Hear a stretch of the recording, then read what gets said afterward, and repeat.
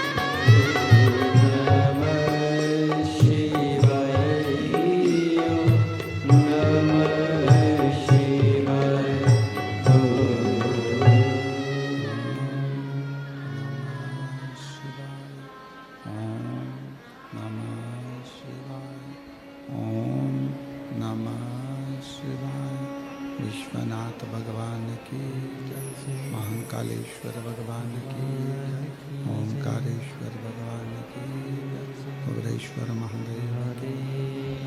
हर हर महादेव, हर हर महादेव, हर हर महादेव। काशी विश्वनाथ ओगड़दानी त्रिकालदर्शी कैलाशी अविनाशी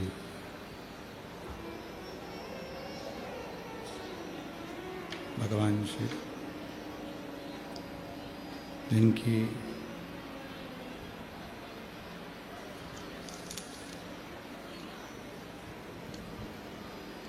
पुनीत पावन पवित्र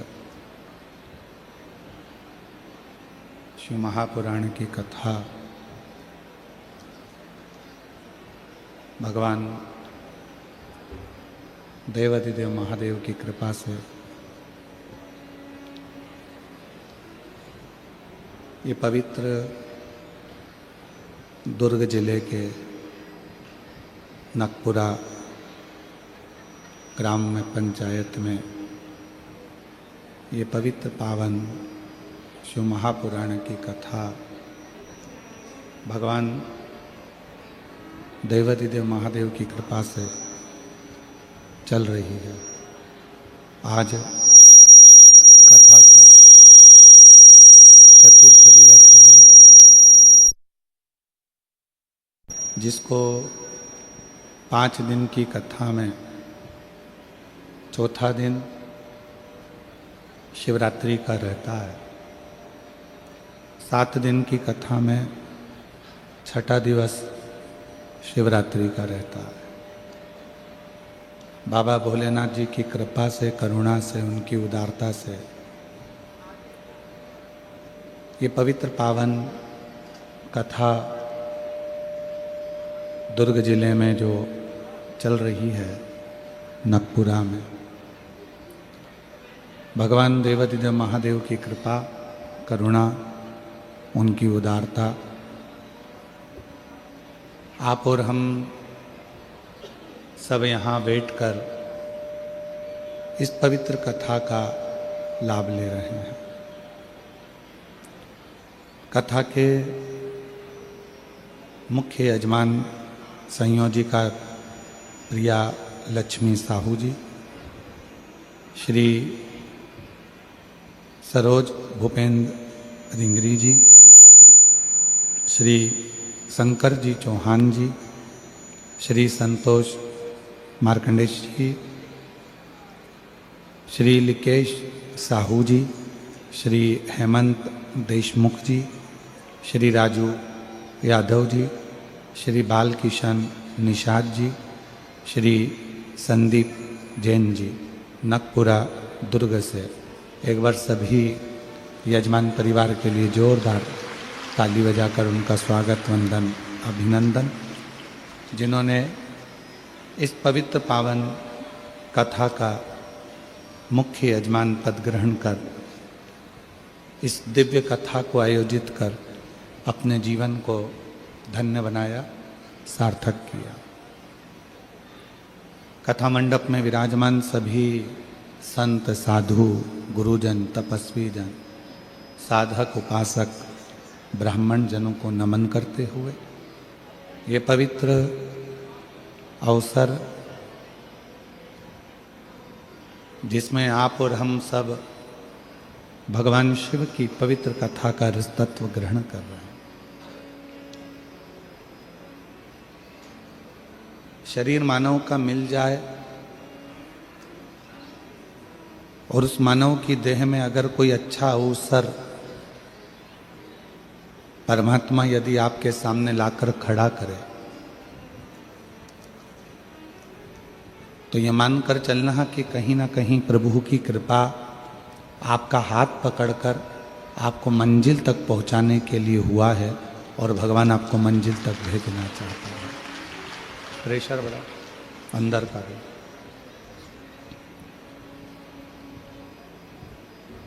ऐसे कई संसार में लोग हैं जिनको अवसर नहीं मिल पाता, और यदि वो अवसर एक बार भी आपकी जिंदगी में मिला है तो आप प्रयास करें कि उस अवसर का सदुपयोग।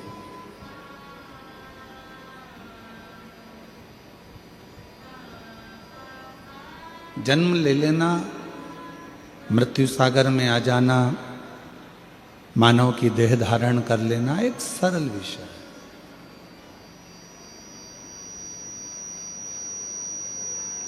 पर उस मानव देह को धारण करने के बाद यदि थोड़ा सा अवसर ऐसा जिंदगी में आ जाए कि हम अपने राष्ट्र के लिए, अपने देश के लिए कोई अच्छा काम कर सके तो जरूर करो।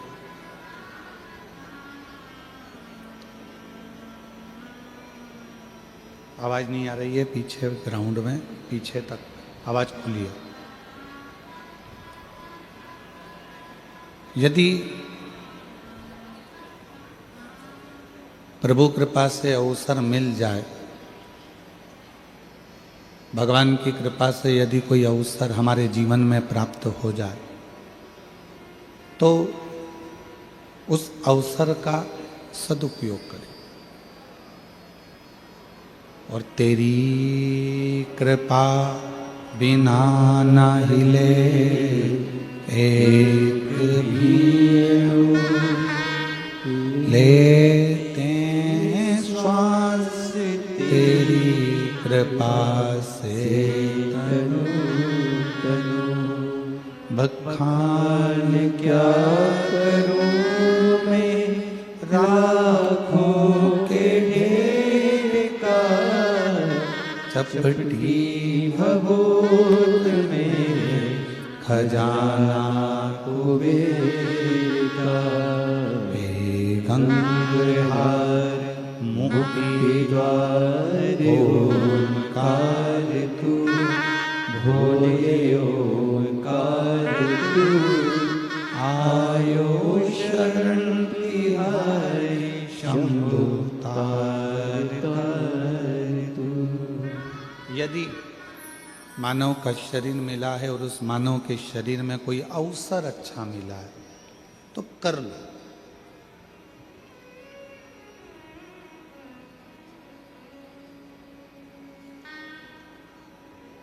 एक ओवर में क्रिकेट का मैच कौन कौन देखता है? हाथ उठाओ जरा। देखते हो सब लोग? एक ओवर में कितनी गेंद डलती है? 6 नहीं, 1। एक ओवर में एक ही गेंद को 6 बार फेंका जाता है। गेंद तो एक ही है। गेंद एक है, फेंका कितनी बार गया? 6 बार। क्यों फेंका गया?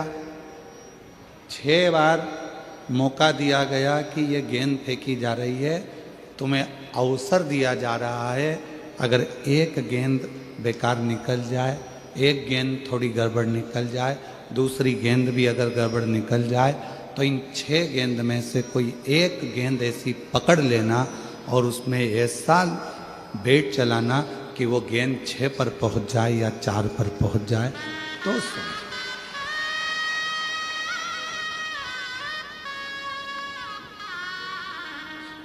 अवसर दिया।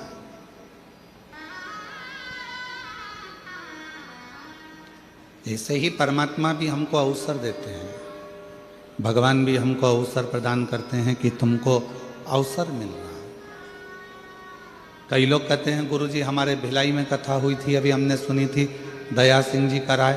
फिर किसी ने कहा अभी हमारे छत्तीसगढ़ में कथा हुई थी कच्चे में गांव में, हमने जितेंद्र जी जायसवाल जी यहाँ आए हुए हैं, एक बार इनके लिए भी जोरदार ताली बजाएं। बहुत सुंदर कथा आपने वनवासी आदिवासियों के लिए कराई थी, बहुत बहुत साधुवाद। तो अभी कच्चे गांव में कथा हुई, हमने वहाँ सुना। फिर हमने सुना कि आप दंतेवाड़ा के पास में कथा करने आए हैं, तो वहाँ कथा का रास्ता था।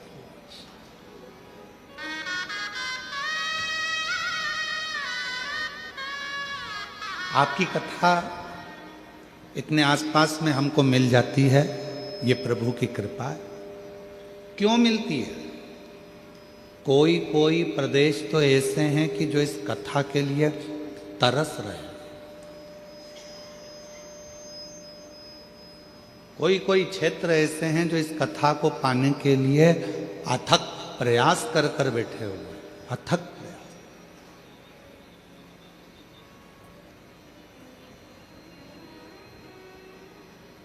नहीं मिल पाती।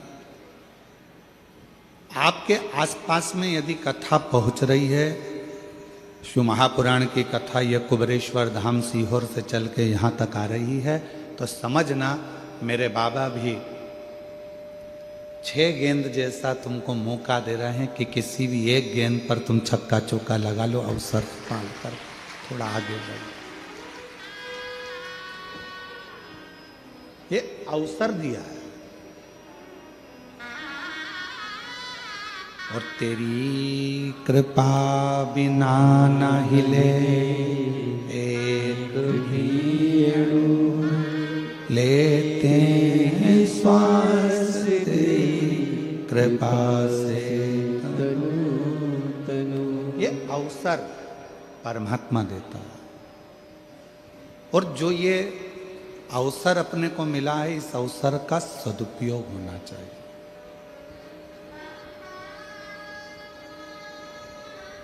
इसका सदुपयोग करिए।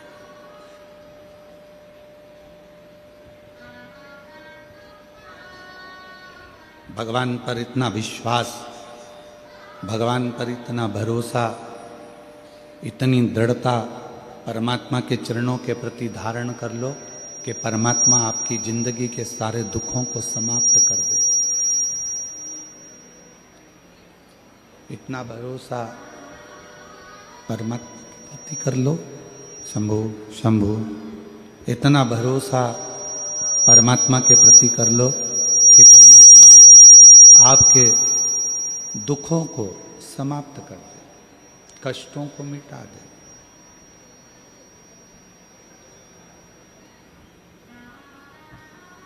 दो लड़ाई हैं,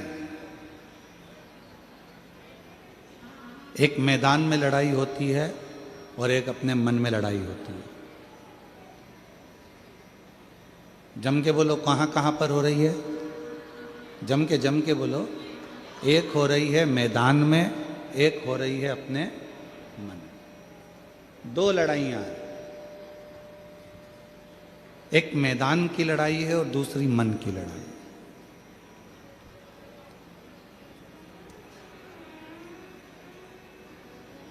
लाखों की संख्या में आप लोग आए हैं। ये 150 एकड़ का ग्राउंड आज बाबा की कृपा से आप लोगों की शिव भक्ति के बल पर पूरा भरा पड़ा हुआ है। पूरा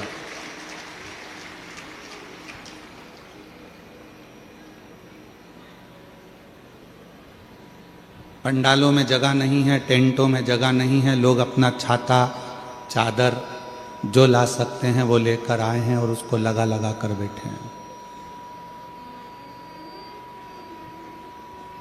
कोई ने तुम्हारे लिए गाड़ी नहीं लगाई है, कोई ने तुम्हारे घर पे जाकर निमंत्रण नहीं दिया, पीला चावल नहीं दिया। उसके बाद भी आप बाबा की कथा में क्यों आए हो? किस लिए आए?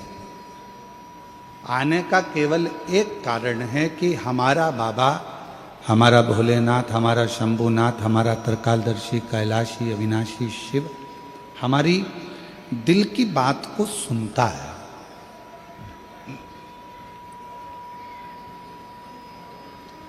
हमारा शंभु, हमारा शंकर, हमारा भोलेनाथ, हमारा उघड़दानी, त्रिकालदर्शी हमारे मन की बातों को श्रवण करता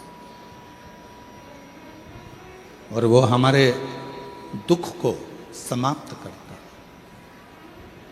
मेरी जीजियों, मेरे जीजाओं, मेरी बेटियों, बेटाओं, मेरी बुजुर्ग माँ बाप, एक बात याद रखिएगा, बहुत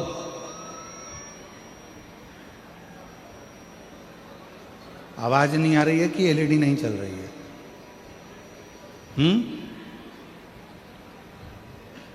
देखिए जरा जी। मेरा शिव, मेरा शंकर, मेरा ओघड़दानी, मेरा शंभु, मेरा त्रिकालदर्शी, मेरा कैलाशी, अविनाशी, मेरा बाबा विश्वनाथ, मेरा बाबा भोलेनाथ, यदि कृपा करना वाला होता है तो ही आपको अपने नजदीक में लाता है, वरना लाता ही नहीं, बुलाता ही नहीं। दो लड़ाइयां हैं, एक लड़ाई होती है मैदान में, एक लड़ाई होती है अपने मन में। दो लड़ाई। और याद रखिए, मैदान की लड़ाई मान लो हार गए तो भी बाद में जीत सकते हो, पर मन की जो लड़ाई होती है, इसमें यदि एक बार हार गए तो फिर जिंदगी भर कभी जीत नहीं सकते, कभी नहीं।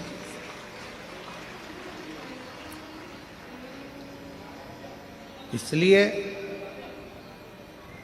निवेदन है आप सभी से कि इस मैदान की लड़ाई को जीतना सरल है, मैदान की लड़ाई को लड़ना सरल है। मैदान की लड़ाई में हार भी गए तो वापिस जीत सकते हो, पर मन की लड़ाई को आप एक बार यदि हार गए तो जीत नहीं पाओ, फिर आप जीत नहीं सकते, फिर आप जीत नहीं पाओगे। इसलिए मन से मत हारो। कई बेटे कहते हैं गुरुजी, हम जिन टीचर के यहाँ पर कोचिंग में जाते हैं, हम जहाँ पर हमने कोचिंग कर रखी है, हम जहाँ पढ़ाई करते हैं, वो हमको कह रहे थे कि तुम्हारे बस का नहीं है, तुम ये नीट क्लियर नहीं कर सकते, तुम्हारे बस का नहीं है, तुम ये नीट क्लियर नहीं कर सकते। अब आप गुरुजी बताओ, क्या मैं ये नीट की पढ़ाई करूं ना करूं? क्या दूसरा कोई एग्जाम देना चालू करूं या दूसरा कोई लक्ष्य पकड़ूं? हमने उस बेटे से कहा कि तुम्हारा दिल क्या कहता है? कहा गुरुजी, लोग कहते हैं कि बहुत कठिन है, घर के लोग भी कह रहे हैं बहुत कठिन है, और मेरे दोस्त भी कह रहे हैं बहुत कठिन है, टीचर कह रहे हैं कि ये नीट का एग्ज़ाम तो क्लियर नहीं कर सकता, कठिन है। तो अब आप बताओ कि मैं नीट का एग्ज़ाम दूं कि नहीं दूं, मैं नीट की पढ़ाई करूं कि नहीं करूं? हमने कहा बेटा, अगर दूसरे के कहने पर तुम अपनी जिंदगी का निर्णय कर रहे हो तो समझ लेना कि तुम दुनिया में एक दिन धोखा खाकर बैठोगे और जिंदगी में कभी ऊपर नहीं चढ़ सकते। अगर दूसरे के कहने पर तुम अपनी जिंदगी खराब कर रहे हो, दूसरे गला पकड़ रहा है भाई, दूसरे के कहने पर तुम अपनी जिंदगी खराब कर रहे हो। दूसरे ने कह दिया कि तुम ये पढ़ाई मत करो, नहीं करी। दूसरे ने कह दिया तुम ऐसा मत करो, तुमने वैसा कर लिया। दूसरे ने कहा तुमने ये कर दिया, ऐसा मत करो, वैसा कर लिया। दूसरे के कहने पर नहीं, स्वयं पर निर्भर होकर, स्वयं पर जागरूक होकर, स्वयं विचार कर कर अपनी जिंदगी स्वयं जियो। हमारे यहाँ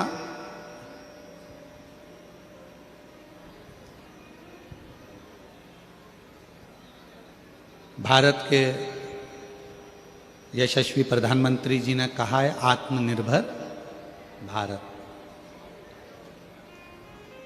क्या कहा है? जम के बोलो, जम के जरा। आत्मनिर्भर भारत कब बनेगा? कब बनोगे आप आत्मनिर्भर? दूसरा कहेगा, उसके कहने से क्या आप आत्मनिर्भर बन सकते हो? दूसरा कुछ बोलेगा तो क्या उसके बोलने से आप आत्मनिर्भर बन सकते हो? नहीं। अपनी मेहनत से, अपने परिश्रम से, आप अपने बल पर आत्मनिर्भर बन सकते। दूसरे ने कहा कि नीट की एग्जाम मत दे, तेरे बस की नहीं है, तुमने नहीं दी। दूसरे ने कहा तुम इंजीनियर नहीं बन सकता। दूसरे ने कहा तुम ऐसा नहीं कर सकते। दूसरे ने कहा तुम ऐसा नहीं कर सकते। दूसरे ने बोला तुम ऐसा नहीं कर पाओगे, और तुमने छोड़ दी। नहीं। स्वयं को इतना प्रबल करिए, स्वयं को इतना बलवान करिए, स्वयं को इतना जागरूक करिए कि आप उच्च पद तक पहुंच सके।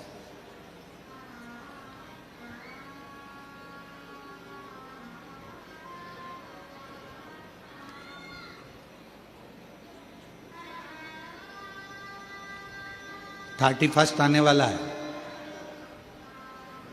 कैलेंडर के हिसाब से 2025 बोलो बोलो जम के जाने वाला है, और कैलेंडर के हिसाब से 2026 जम के तो बोलो आने वाला।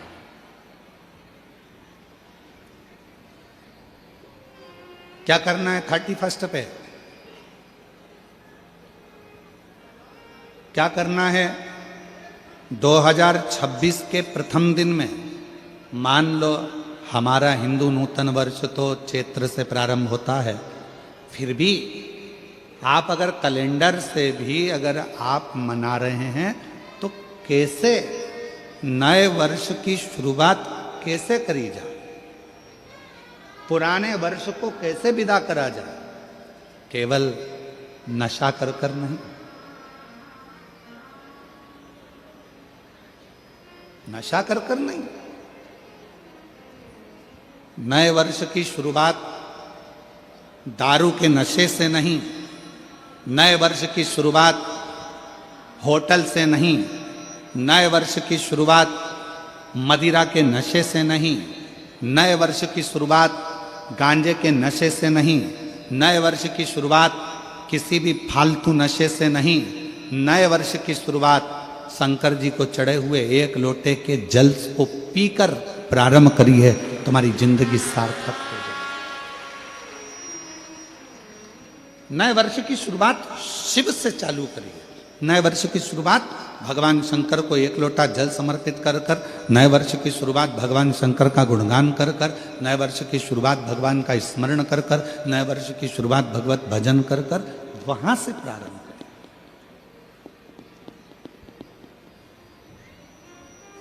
तो नूतन वर्ष।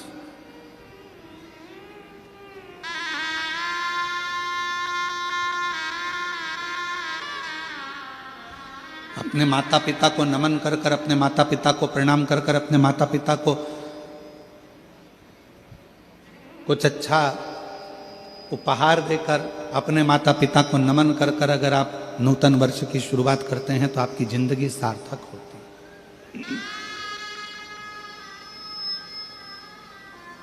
एक संकल्प नए वर्ष से प्रारंभ करो कि अपनी जिंदगी की जितनी भी बुराइयां हैं, अपने जीवन में जितने भी बुराइयां आई हुई हैं, जितनी बुरी आदतें आई हुई हैं, इन सब बुराइयों को, इन बुरी आदतों को हम हटाएंगे।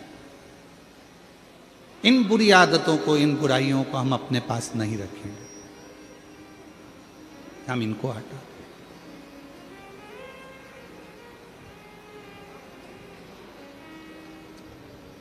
अब एक बात आपसे पूछते हैं, उत्तर दीजिएगा जरा सब। नगपुरा की मेरी जीजियों, नगपुरा के मेरे जीजाओं, नगपुरा की मेरी बेटियों बेटाओं, मेरे बुजुर्ग माता पिता, बड़े प्रेम से उत्तर दीजिएगा जरा, सावधानी से।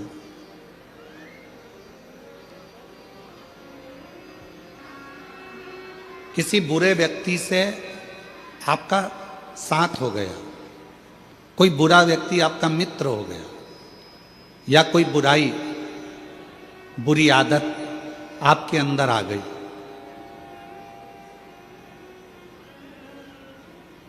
तो वो जाएगी कैसे? कैसे उसको विदा कर सकते हो? कैसे उसको हटा सकते हो? बुरी आदत कोई आ गई है, कोई बुरा व्यक्ति आपकी जिंदगी में आ गया, बुरा व्यक्ति का संग आपको मिल गया, या कोई बुरी आदत आपके पास आ गई है, तो उसको हटाओगे कैसे?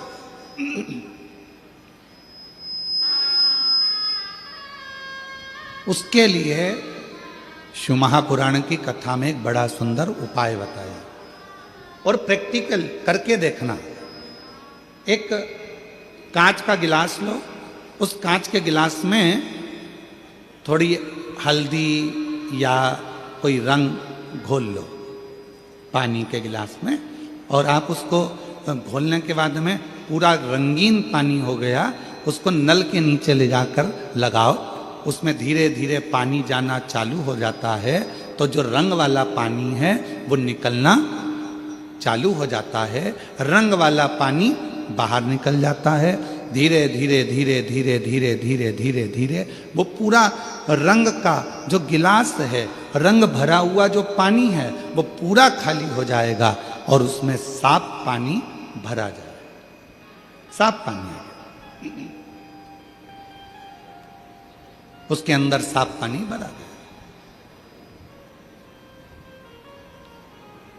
अब इतना रंग से भरा हुआ गिलास, रंग में भरा हुआ पानी साफ कैसे हो गया?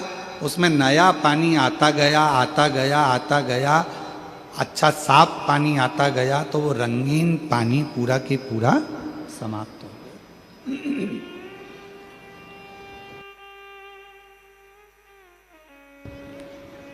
वो पूरा की पूरा पानी समाप्त हो गया। उसी तरह शिव महापुराण की कथा भी कहती है, बुरे लोगों का संग हो गया, कोई बात नहीं, बुरी आदत तुम्हारे अंदर आ गई, कोई बात नहीं। इस बुरे लोगों के संग को और बुरी आदत को हटाओगे कैसे, मिटाओगे कैसे? तो कहा किसी अच्छे व्यक्ति का संग पकड़ लो और अच्छे व्यक्ति का संग पकड़कर सत्संग करना प्रारंभ कर दो, तो बुरे व्यक्ति और बुरी आदत अपने आप धीरे धीरे समाप्त हो जाए। वो बुरी आदत भी चले जाएगी, बुरे विचार भी चले जाएंगे और बुरा व्यक्ति भी चला जाएगा। अच्छों का संग और मत बुरे कर्म कर बंदे, वरना पछताएगा, भगवान की आंखों से तू बच नहीं पाएगा, तू बच नहीं पाएगा। अरे ओ अज्ञानी मत करना नारी, अरे ओ अज्ञानी मत करना नारी। तेरे कर्म का फल भी तू ही पाएगा, जैसा किया तूने तेरे आगे आएगा।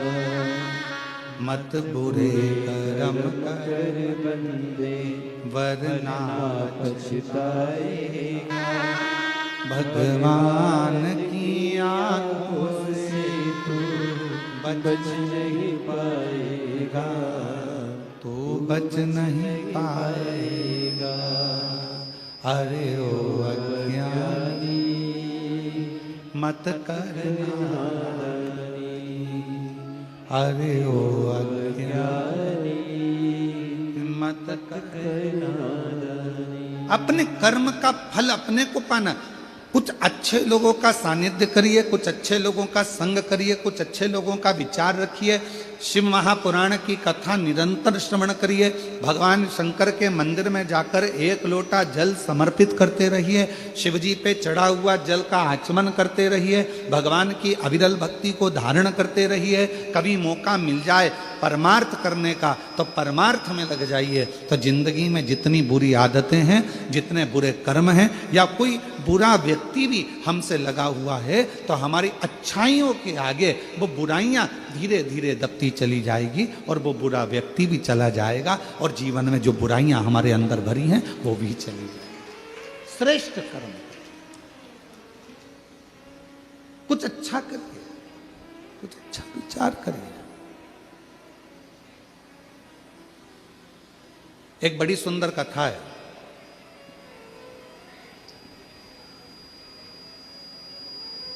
शिव महापुराण की एक बड़ा सुंदर और रोचक कथा है। हमारी एक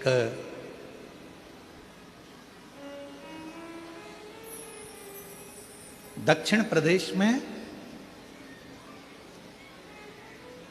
एक नील वर्मा नाम के राजा हुए। थोड़ा सावधानी से सुनिएगा, आज कथा का चतुर्थ दिवस है और आज की कथा हमारे यहाँ कहते हैं कि शिवरात्रि कथा का जो 7 दिन की कथा है तो छठे दिन की शिवरात्रि, और 5 दिन की कथा है तो चौथे दिन की शिवरात्रि मानी जाती है महाराज। तो थोड़ा सावधानी पूर्वक कथा का रस तत्व ग्रहण करिएगा। बहुत दूर दूर से आए हो व्यर्थ बातों में, व्यर्थ विचारों में, इधर उधर की बातों में अपने समय को बर्बाद मत करो। आप लोग फ्री में आ गए क्या? यहाँ पैसा लगा कि नहीं लगा? बोलो, जम के बोलो। 25 रुपये, 50 रुपये, 100 रुपये, 200 रुपये तुमने ऑटो के खर्च करे होंगे, डीजल में खर्च करे होंगे, मोटरसाइकिल में खर्च करे होंगे, पेट्रोल डीजल में इतना पैसा लगाकर जब यहाँ पहुँचे हो तो व्यर्थ की बातें सुनने के लिए नहीं पहुँचे हो। इसलिए बहुत सावधानी से इस कथा में मन को लगाना। अगली बार जब कथा में आओ तो तुम्हारा भी पत्र इस व्यासपीठ पर हो, इस भाव के साथ कथा सुनो, उस भाव के साथ कथा को सुनो। एक दक्षिण प्रदेश में नील वर्मा नाम के एक राजा हुआ। नील वर्मा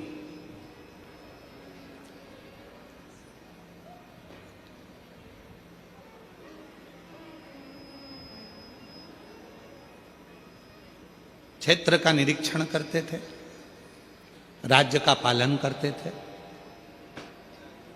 और उस राज्य के पालन में एक दिन वो मृगा करने के लिए वनगमन को गए, शिकार करने के लिए गए।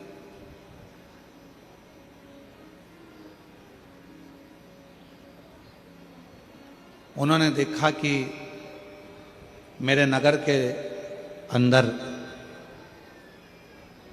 बहुत सुंदर सुंदर सरोवर हैं, बहुत सुंदर सुंदर वन क्षेत्र है।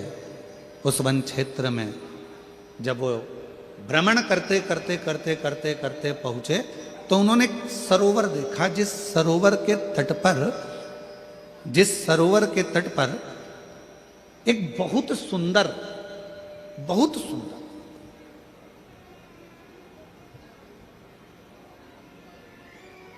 आर्ष पत्नी पद्मावती उस सरोवर के तट पर बैठकर शिवजी के मंदिर में शिव की साधना कर रही, भगवान शंकर की साधना कर रही।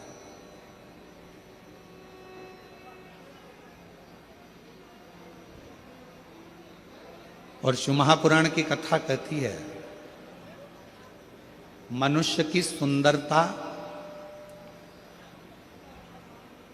कब सफल है? जब उसके सुंदर मुख से भगवान के मंत्र का या भगवान के नाम का उच्चारण नित्य होता रहे तो सुंदरता सिद्ध। मान लो हम भगवान ने हमको काया दी अच्छी, धन दिया अच्छा, शरीर दिया अच्छा, हाथ दिए, पांव दिया, मुख दिया, श्रवण शक्ति दी, नेत्र दिए, नासिका दी, अधर दिए, जिह्वा दी, सब कुछ दिया, खूब अच्छा दिया, और उसका हम सदुपयोग ही ना कर सके तो फिर क्या मतलब? वो एक लाइन बड़ी सुंदर आती है ना महाराज, कि हाथ दिए रे तूने दाता बन के, हाथ दिए तूने दाता बन कर, हाथ दिए रे तूने दाता बन के, हाथ दिए तूने दाता बन के, कभी नहीं दान कियो प्रभु जी मैंने अवगुण बहुत कियो, कभी नहीं दान कियो प्रभु जी मैंने अवगुण बहुत। और पाव दिए रे तूने दाता बन के, बोलो बोलो, दिए रे तूने दाता बन के, पाव दिए रे तूने दाता बन के, पाव दिए रे तूने दाता बन के, कभी नहीं तीरथ कियो दयालु मैंने अवगुण बहुत कियो, कभी नहीं तीरथ कियो दयालु मैंने अवगुण बहुत कियो। मुख तो दिया रे तूने दाता बन के। मुख तो दिया सब बोलो सब। दाता बन के। मुख तो दिया रे तूने दाता बन के। मुख तो दिया रे तूने दाता बन के। और कभी नहीं भजन कियो दयालु मैंने अवगुण बहुत कियो। कभी नहीं भजन कियो दयालु मैंने अवगुण बहुत कियो। फिर करा क्या संसार सागर में आने के बाद में? तो कहा महाराज एक काम करा। कौन सा काम? के कोरा कोरा कागज काली काली शाही। कोरा कोरा कागज काली काली शाही। कोरा कोरा कागज काली काली शाही। कोरा कोरा कागज काली काली शाही। और 10 को 20 कियो दयालु मैंने अवगुण बहुत कियो। 10 को 20 कियो दयालु मैंने अवगुण बहुत कियो। इस संसार सागर में आने के बाद हमने करा क्या? केवल एक छोटी दुकान थी, उसको बड़ा करा। छोटा मकान था, उसको बड़ा करा। घर में अलमारी एक थी, 2 करी। अलमारी 4 थी, 8 कर ली हमने। बाथरूम 1 था, 2 बना लिए हमने। रसोई घर 4 कर लिए हमने। वेयर हाउस बना लिया हमने। प्लाटिंग कर ली हमने। जमीन बना ली हमने। कॉलोनी बना ली हमने। महल बना लिया। इस संसार सागर में आने के बाद हमने करा क्या? एक काम करा। एक छोटी दुकान को बड़ी दुकान करा। एक छोटे मकान को बड़ा मकान करा।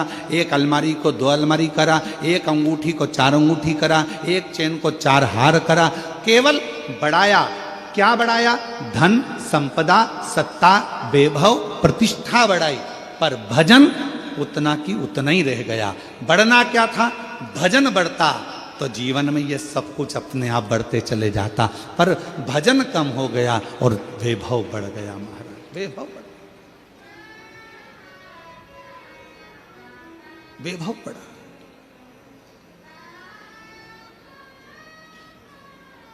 नील वर्मा दक्षिण प्रदेश का एक ऐसा राजा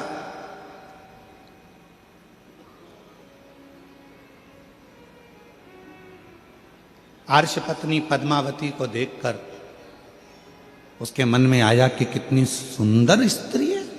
कितनी सुंदर। इसकी सुंदरता इतनी इतनी सुंदर।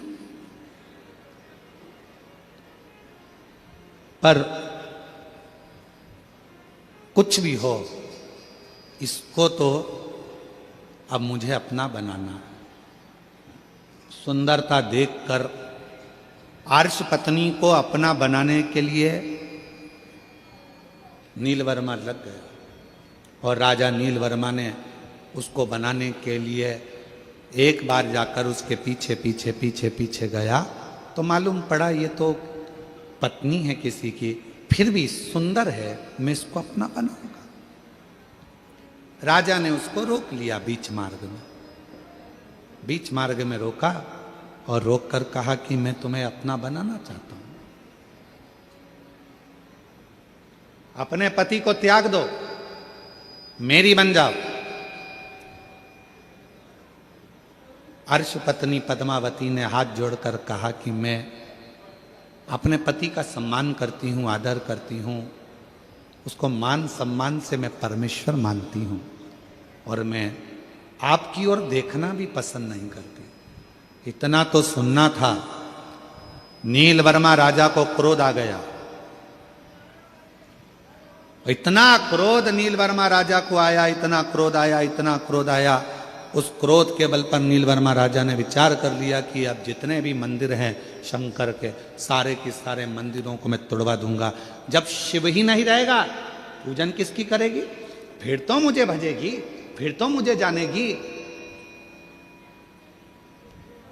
पर कौन बताए, लगन तुमसे लगा बैठे जो होगा देखा जाएगा, और तुम्हें अपना बना बैठे जो होगा देखा।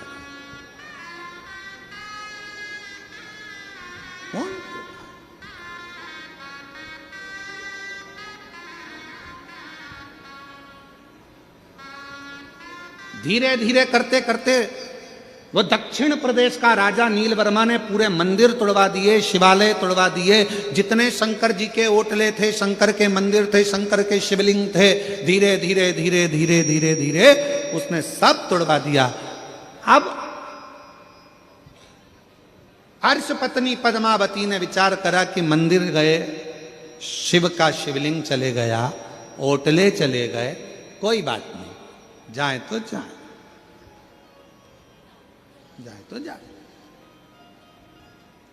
कई माताएं कहती हैं गुरुजी हमारे गांव में शंकर जी का मंदिर नहीं है। कई माताएं कहती हैं गुरुजी हमारे गांव में शंकर का ओटला नहीं है। कई माता कहती है हमारे गांव में शंकर का शिवलिंग नहीं है। कई माताएं कहती हैं हम उनसे निवेदन करना चाहेंगे, तुम्हारे गांव में मंदिर नहीं है, कोई बात नहीं, तुम्हारे गांव में शंकर जी का ओटला नहीं है, कोई बात नहीं, तुम्हारे गांव में शंकर का शिवलिंग नहीं है, कोई बात नहीं, आप अपने घर में छोटा सा शिवलिंग रखकर भगवान को जल चढ़ाना प्रारंभ करो। एक ना एक दिन शंकर ऐसी कृपा करेंगे कि तुम्हारे घर के ठीक पास में शंकर अपना मंदिर बनवाकर विराजमान हो।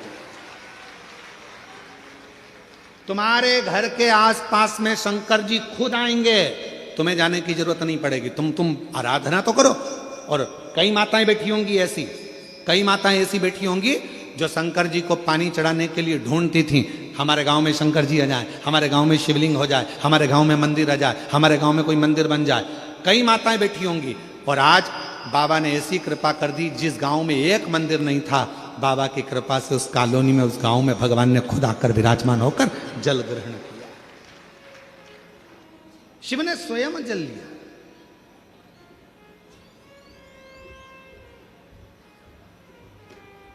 मेरा बाबा कहता है एक कदम चलो मेरी ओर, मैं 4 कदम चलूंगा तुम्हारी ओर। 4 कदम। तुम 1 लोटा जल मुझे देते हो, बाबा कहते हैं उस 1 लोटे जल से इतना वैभव मैं तुझे प्रदान कर देता हूं कि पूरी जिंदगी तुझे संभालने का बल अपने पास रखता हूं, पूरी जिंदगी। एक पत्र अच्छा है, देखिए।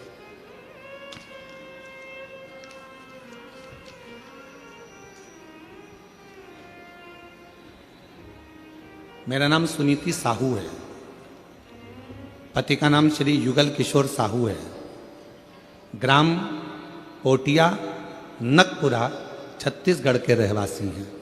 कहीं बैठे हों तो हाथ हिला सकते हैं।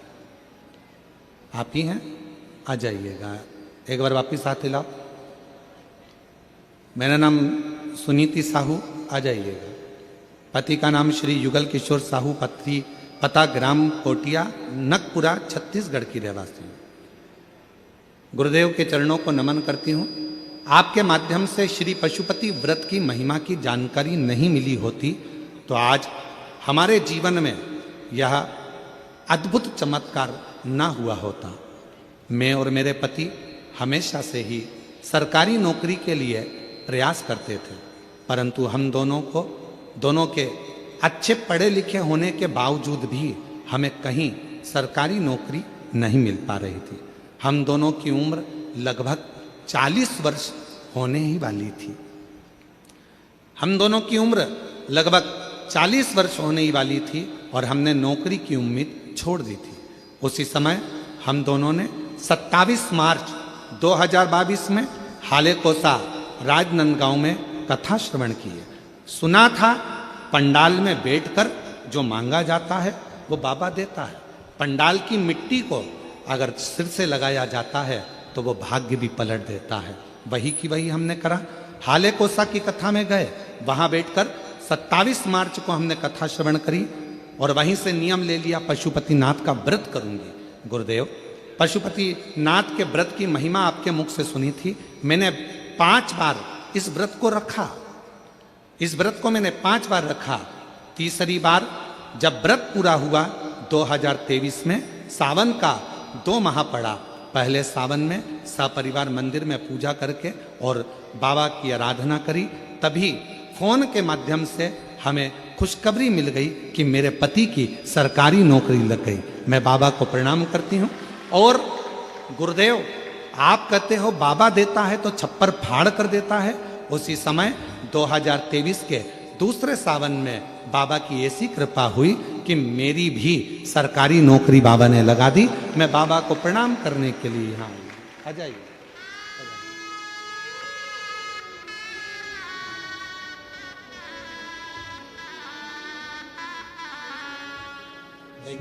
जैसी भावना लाया वो वैसा ही फल पाया।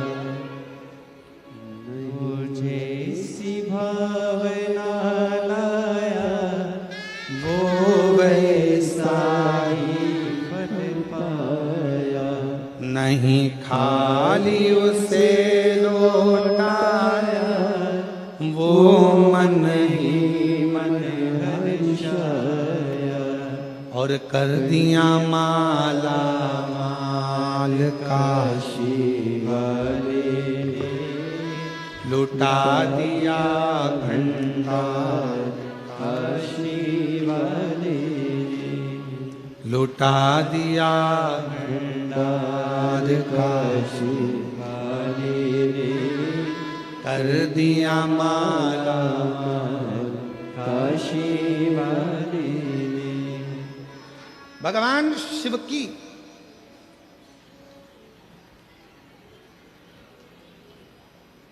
हमारे बीच में किन्नर समाज से भी मेरी जीजी आई हुई हैं। बहुत बहुत साधुवाद। आ जाओ 1 मिनट के लिए आप लोग। आपके गुरु आई होंगे ना? हाँ आ जाओ, आ जाओ। इन लोगों को भी साधुवाद बड़ा भाव से। शिव की कृपा से इनका निर्माण और शिव की कृपा से ही इनके ऊपर गया साधु का। जब भी छत्तीसगढ़ में आसपास क्षेत्र में कथा होती है तो इन दीदियों का आना आगमन होता है और बड़े भाव से ये लोग पधारती हैं, हृदय से शिव महापुराण की कथा को श्रवण करती हैं। एक बार जोरदार ताली बजाकर इनके लिए साधुवाद है। साधु शिव तत्व है। प्रसन्नता का विषय होना चाहिए कि आज संपूर्ण देश शिव महापुराण की कथा से लाभान्वित हो रहा है।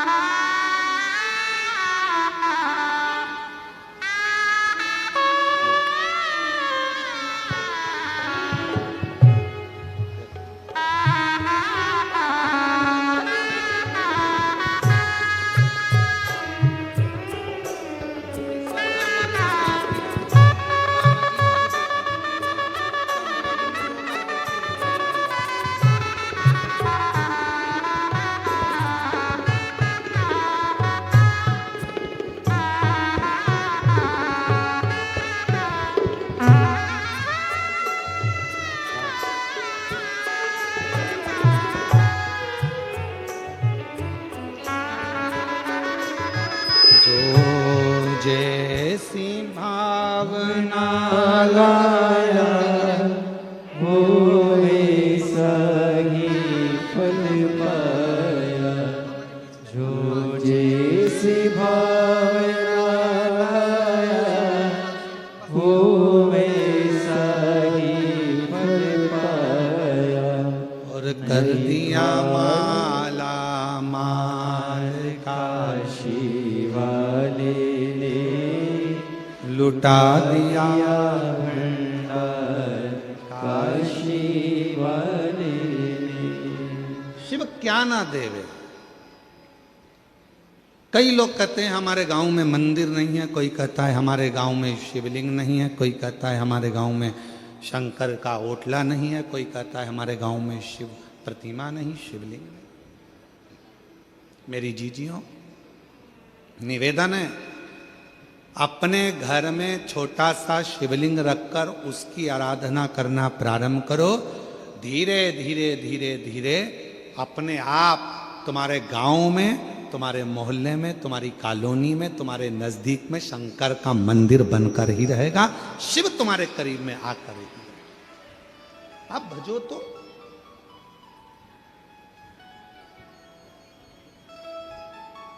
आप स्मरण करो तो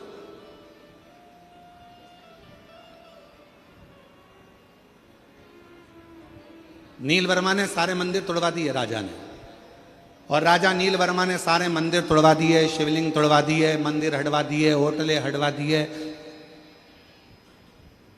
आर्षपत्नी पद्मावती एक कुंड के पास बैठ गई, मिट्टी का पार्थिव शिवलिंग का निर्माण कर रही, पार्थिव शिवलिंग का निर्माण। और पार्थिव शिवलिंग का निर्माण करते करते करते करते वो आराधना में जो डूबी, साधना में डूबी, जो साधना में डूब गई, इतने में आ गया राजा नीलवर्मा। जैसे ही राजा नीलवर्मा आए, उन्होंने देखा कि ये पद्मावती तो वापिस शिव की आराधना में लग गई। अब शिवलिंग नहीं है, शिव प्रतिमा नहीं है, मंदिर नहीं है, होटलें नहीं है, शंकर का कहीं शिवलिंग नहीं है, तो इसने तो पार्थिव लिंग का निर्माण करना प्रारंभ कर दिया। पार्थिव लिंग का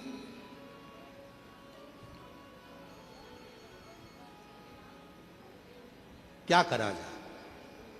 क्रोध आ गया राजा को, और राजा ने उसी समय पर गुस्से में आकर अपने पांव के अंगुष्ठ भाग को तोड़ने के लिए लगाने ही वाला था।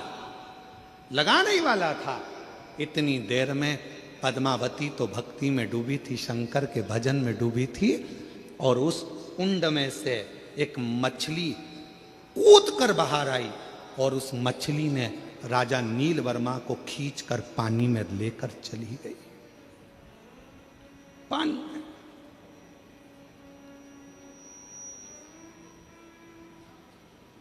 जैसे ही वो मछली अंदर लेकर गई, राजा का शरीर एक डुबकी लगाकर वापस बाहर आया तो शरीर था तो ठीक, पर जब राजा अपने घर पर गया तो शरीर कंपायमान होने लगा, कंपित होने लगा, शरीर में कंपन उत्पन्न होने लगा। राजा सही से खड़े भी नहीं हो सकता था, राजा बैठ भी नहीं पा रहा था, चल नहीं पा रहा था। पूरे नगर में सूचना हो गई कि राजा ने शंकर भगवान का ऐसा अपमान करा है, शिव का ऐसा अपमान करा है कि राजा का शरीर अब कंपायमान हो रहा है, राजा का शरीर श्रेष्ठ नहीं है। मेरी जीजियों, मेरे जीजाओं, मेरी बेटियों, मेरे बेटाओं, मेरे बुजुर्ग माँ बाप, एक बात को याद रखना, बन सके तो जिंदगी में थोड़ा अच्छा करने का प्रयास करो।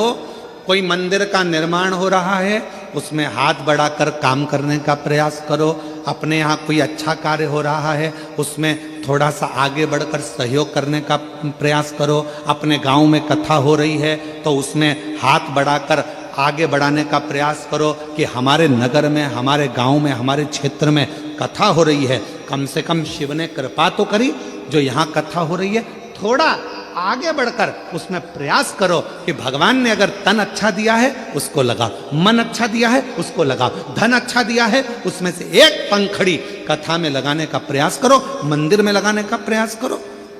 और अगर ये भी नहीं कर सकते हो तो कम से कम वहां जाकर प्रेम से उसकी आनंदता कर दो कि बहुत अच्छा काम कर रहे हो, बहुत बढ़िया काम कर रहे हो। पर इतना याद रखना, हाथ बढ़ाना, पर कोई धार्मिक आयोजन हो रहा हो तो उसमें अपनी टांग मत अड़ाना। हाथ बढ़ाना पर अपनी टांग मत अड़ाना। क्यों?